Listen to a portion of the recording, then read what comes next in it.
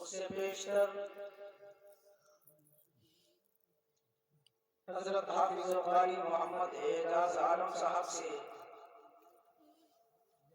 आप लोगों ने बहुत ही उम्दा खिताब समाअत किया।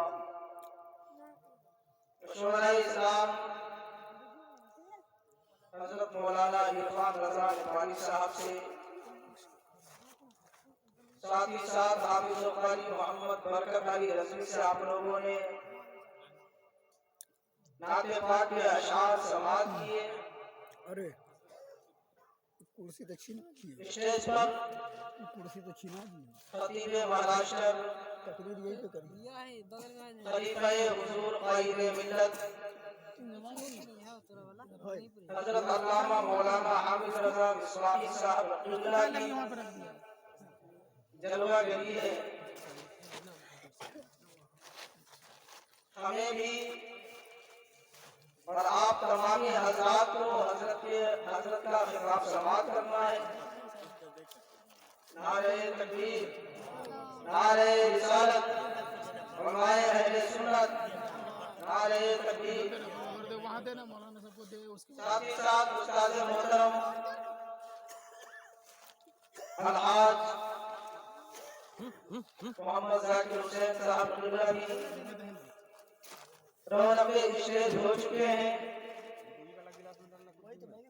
आप हज़रात उलमाए किराम के चेहरे की ज़ियारत करें, क्योंकि इनके चेहरे को देखना भी इबादत है। उलमाए किराम नाइबाने रसूल होते हैं। होटल कहाँ है? मेरे आका इरशाद फरमाते हैं, जिसने उलमा से मुसाफा किया गोया कि उसने मुझसे मुसाफा किया। बेशक सुभान अल्लाह। जिसने उलमा से मुलाकात की गोया कि मुझसे मुलाकात की। तो उलमाए किराम का आज़ीम काफ़िला है।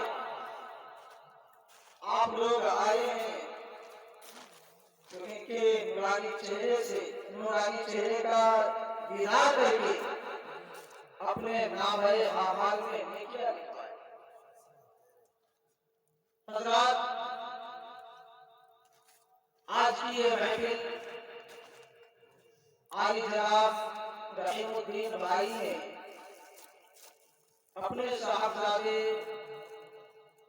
मोहम्मद शेर अली के शादी खाना आबादी के मौके से इस मजलिस को सजाया है। दुआ करें कि अल्लाह रब्बुल इज्जत इस मजलिस पाक को कबूल व मकबूल फरमाए। इस शादी को शादी खाना आबादी बना दे।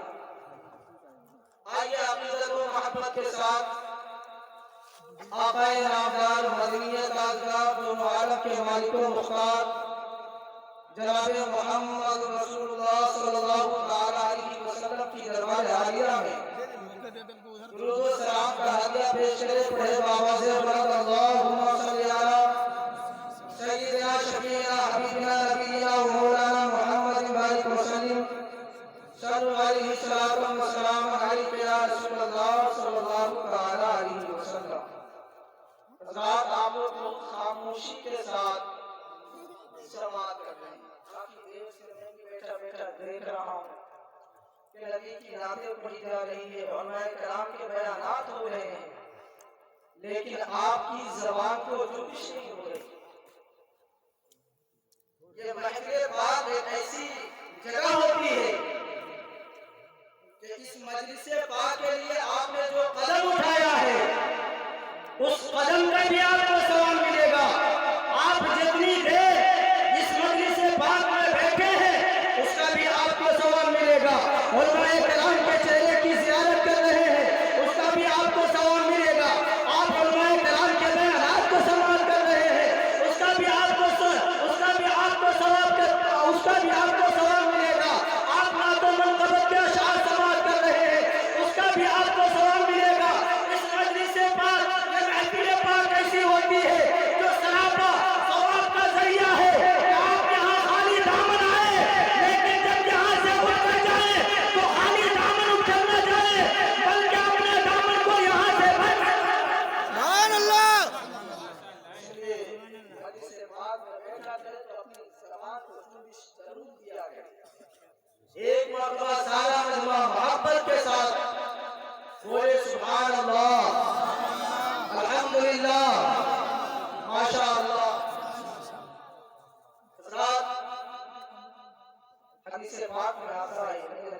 सल्लल्लाहु तआला अलैहि वसल्लम इरशाद फरमाते हैं कि बरोज़े क़यामत उसकी दहशतों और उसके हिसाबो किताब से जल्द निजात पाने वाला वो होगा जो मुझ पर कसरत से दुरूद शरीफ पढ़ा करेगा। यानी जो दुनिया के अंदर कसरत के साथ दुरूद शरीफ का विर्द करेगा तो बरोज़े क़यामत जब नफ्सी नफ्सी का आलम होगा, कोई किसी का पुरसाने हाल ना होगा, सब अपनी हालत से परेशान होंगे। न बाप बेटे का होगा, न बेटा बाप का होगा, न माँ बेटी की होगी, न बेटी माँ की होगी, न रिश्तेदार रिश्तेदार के होंगे, न दोस्त दोस्त के होंगे, न भाई भाई के होंगे, न इज्जत व क़रीब एक दूसरे के होंगे, न रिश्तेदार रिश्तेदार के होंगे। ऐसे आलम में जो शख्स हुज़ूर सल्लल्लाहु तआला अलैहि वसल्लम पर कसरत के साथ दुरूद शरीफ का विर्द किया करेगा तो एक दुरूद शरीफ का फैज़ान होगा। या क़यामत के दिन क़यामत की दहशतों और उसके हिसाब व किताब से ये दुरूद शरीफ उसको जल्द निजात अता फरमाएगी। किसी शायर ने कहा है कि हर दर्द की दवा है सल्ले अला मोहम्मद। अगर आपको परेशानी हो दुरूद शरीफ का विर्द कर लिया करे, अल्लाह रब्बुल इज्जत आपकी परेशानी को दूर फरमा देगा। अगर आप बीमार हो दुरूद शरीफ का विर्द कर लिया करे, अल्लाह रब्बुल इज्जत आपकी बीमारी को खत्म फरमा देगा। आप गमगीन हो दुरूद शरीफ पढ़ लिया करे, आपके दिल को करार मिल जाएगा। आप बेकरार हो हुज़ूर सल्लल्लाहु अलैहि वसल्लम पर दुरूद शरीफ पढ़ लिया करे, आपके दिल को करार मिल जाएगा। आप बेचैन हो नबी पर दुरूद पाक पढ़ लिया करे, आपके दिल को चैन मिल जाया करेगा।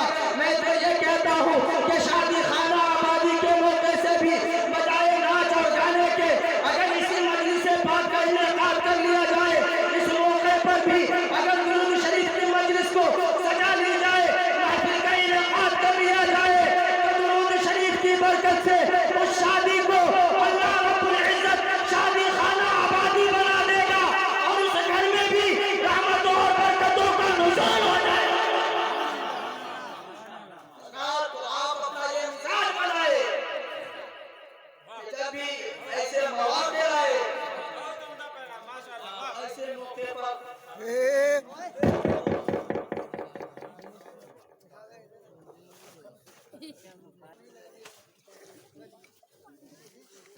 तो हाँ खुशी का मौका हो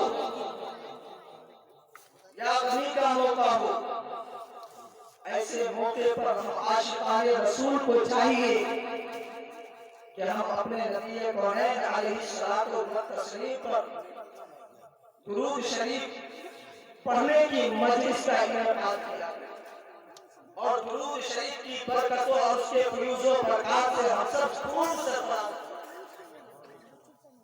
आज हुजरा के अंदर हजरत फरमा रहे थे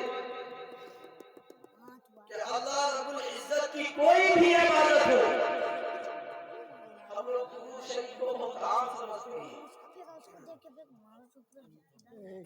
लेकिन हजरत फरमा रहे थे कि अल्लाह रब्बुल इज्जत की कोई भी इबादत ये बगैर तौफीक़े खुदाबंदी के हो ही नहीं सकती है। दुरूद शरीफ ही क्यों न हो, कोई भी इबादत हो, अल्लाह रब्बुल इज्जत जब चाहता है तो बंदा परवरदिगार आलम की इबादत करता है।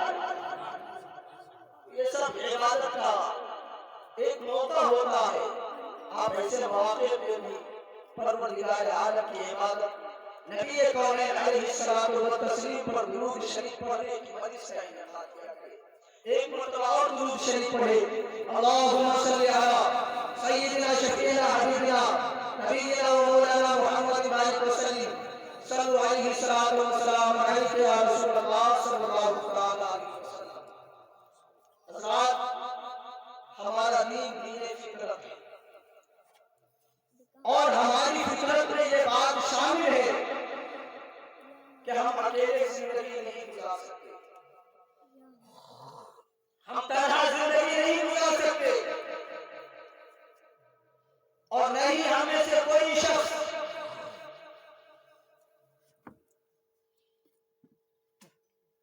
अपनी हाजत और जरूरत में खुद करती रहे, बल्कि किसी न किसी शक्ल में हम एक दूसरे के मुहताज हैं, एक दूसरे के जरूरतमंद हैं। और ये मुमकिन भी नहीं है कि एक ही वक्त में कोई शख्स मकान भी बनाए, गल्ला भी पैदा करे, जूता भी बनाए, कपड़े की सिलाई भी करे। ये मुमकिन ही नहीं है कि एक ही वक्त में तमाम कामकाज को इंसान एक ही वक्त में कर ले। हत्ता कि फितरत का ये पहलू जन्नत में भी नुमाया तौर पर सामने आता है, जन्नत में भी नुमाया तौर पर हमारे सामने आता है। जबकि न वहाँ गल्ला पैदा करने की जरूरत थी, न मकान बनाने की जरूरत थी, न कपड़ा बनने की जरूरत थी, फिर भी हमारे जद्द अमजद हजरत आदम आला नबीना अलैहिस्सलातो व तस्लीम को एक हमदम की जरूरत थी, एक हम नशीर की जरूरत थी, एक हम जलीस की जरूरत थी, जो बाइसे सुकून बने, जो कि जिसके पास बैठ सके, जिसको सुना सके, जिसे अपनी सुना सके, जिसकी सुन सके, बालफाज़े दिगर जो बाइसे राहत सुकून बने। इसीलिए कहा जाता है कि इंसान के अंदर खुशी और गमी के हसीन इम्तिजाज का नाम जिंदगी है, वरना जुमहूरी का दूसरा नाम मौत है। इसी तरह जब इंसान खुश होता है तो इंसान का दिल ये चाहता है कि उसकी खुशी में कोई दूसरा शरीक होकर भी उसकी खुशी को दोबारा कर दे। इसी तरह अगर कोई इंसान गमज़दा होता है तो उसका दिल ये चाहता है कि कोई उसके रिश्तेदार आकर, उसके आइज़ा आकर, उसके करीबी दोस्त आकर उसके बोझ को हल्का कर दे। मेरे नबी कौनैन अलैहिस्सलातो व तस्लीम इरशाद फरमाते हैं, दुनिया भर के तमाम मुसलमान एक ही जिस्म के मुख्तलिफ आज़ा है, यानी जिस्म के एक हिस्सा पाँव है, एक हिस्सा हाथ है, एक हिस्सा सर है, एक हिस्सा छाती है, एक हिस्सा हाथ है। जिस तरह एक ही जिस्म के मुख्तलिफ अलग अलग आज़ा होते हैं, इस तरह दुनिया के तमाम मुसलमान आपस में एक दूसरे के लिए ऐसा ही है, एक दूसरे के लिए हिस्सा ही है। हाँ वो कहीं का रहने वाला हो, हाँ वो दूसरे गांव का रहने वाला हो, हाँ वो किसी समाज का रहने वाला हो, हाँ वो किसी मोहल्ले का रहने वाला हो, हमें तो नबी ने ये तालीम दिया है। लेकिन आज का मामला उल्टा है। हमारी हालत ये हो गई है कि खुशी का जब मौका आता है तो हम हसद की निगाह से देखते हैं, जलन की निगाह से देखते हैं। अगर किसी को कोई मनसब मिलता है तो हम उसको जलन की निगाह से देखते हैं, किसी को इज्जत मिलती है तो हम उसको जलन की निगाह से देखते हैं, किसी को वक़ार मिलता है तो उसे हम हसद की निगाह से देखते हैं, किसी को मर्तबा मिलता है तो उसे हम हसद की निगाह से देखते हैं। अगर कोई परेशान होता है तो हमें बड़ा मजा आता है, कोई जलील होता है, कोई बर्बाद होता है तो हम उस पर लानो तान करते हैं, हम उसका मजाक फरमाते हैं, हम उसका मजाक उड़ाते हैं। ये इस्लाम की तालीम नहीं है, बल्कि इस्लाम की तालीम ये है कि अगर कोई मुसलमान परेशान हो तो दूसरे मुसलमान को सुकून न मिलना चाहिए। अगर हमारा कोई भाई परेशान हो तो दूसरे भाई के दिल को करार न मिलना चाहिए। जब हमारी सोच ये पैदा होगी, जब हमारी समझ ये पैदा होगी तो अगर से दुनिया हमारे ऊपर लाख जुल्म ज़्यादती कर ले, लेकिन हम कभी तबाह व बर्बाद नहीं हो सकते, बल्कि दुनिया जितना भी जुल्म ज़्यादती करेगा हम हमेशा कामयाब व कामयाब होते। लेकिन आजाद मामला ये हो गया है कि अगर कोई आला किसी को खुशी मैसर होती है तो हम उसे हसद और जलन की निगाह से देखते हैं। कोई बर्बाद होता है तो हम उसका मजाक उड़ाते हैं। नबी ने तालीम ये दिया है कि दुनिया भर के तमाम मुसलमान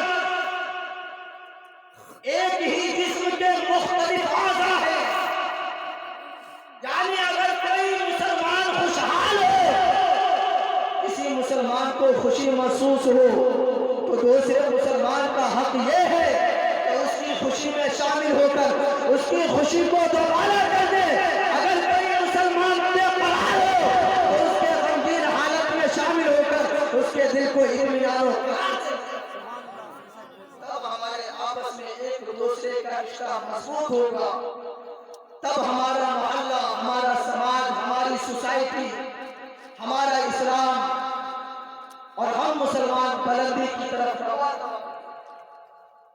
हमारी इसी फिक्री जरूरत के पेश नजर रब्बे कायनात ने वही नाजिल फरमाई, हुवल्लज़ी खलक़कुम मिन नफ्सिन वाहिदतिन व जअल मिनहा ज़ौजहा लियस्कुना इलैहा।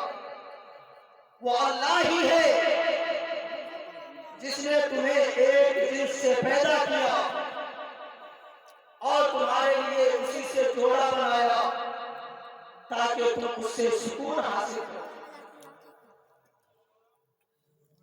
दूसरी जगह हमने इरशाद फरमाया, हुन्ना लिबासुल लकुम व अंतुम लिबासुल लहुम। वो तुम्हारा लिबास है, तुम उनके लिबास हो। यानी मर्द औरत का लिबास है, औरत मर्द का लिबास है।